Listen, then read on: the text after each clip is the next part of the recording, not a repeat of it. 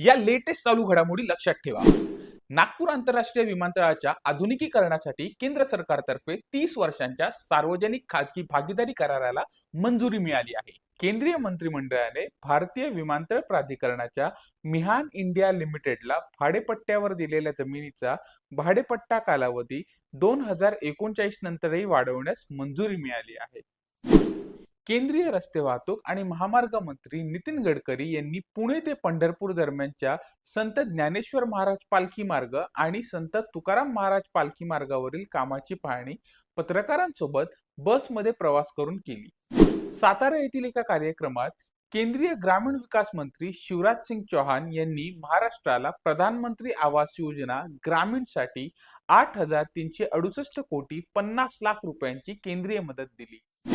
मुंबईच्या IIT संकुलात भारतातील पहिली एकात्मिक कार्बन संकलन, उपयोग आणि साठवणूक क्षेत्रीय प्रयोगशाळा सुरू झाली आहे. केंद्रीय शिक्षण मंत्री धर्मेंद्र प्रधान यांच्या हस्ते या प्रयोगशाळेचे उद्घाटन झाले.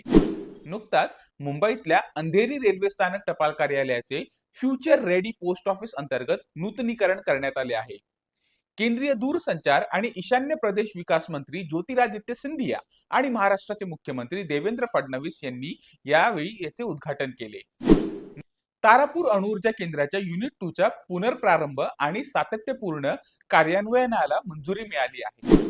तर जागतिक दूरसंचार दिनानिमित्त भारत सरकारच्या दूरसंचार विभागाच्या वतीने मुंबईत आयोजित पत्रकार परिषदेत अतिरिक्त महासंचालक आशिष पाठक यांनी सायबर सुरक्षा, संचार साथी ऍप आदींबाबत माहिती दिली.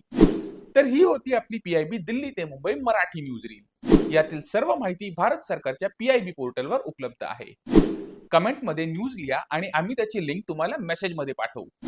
हा व्हिडिओ आवडला असेल तर नक्की लाईक करा, शेअर करा आणि हो, PIB मुंबईला फॉलो करताय ना.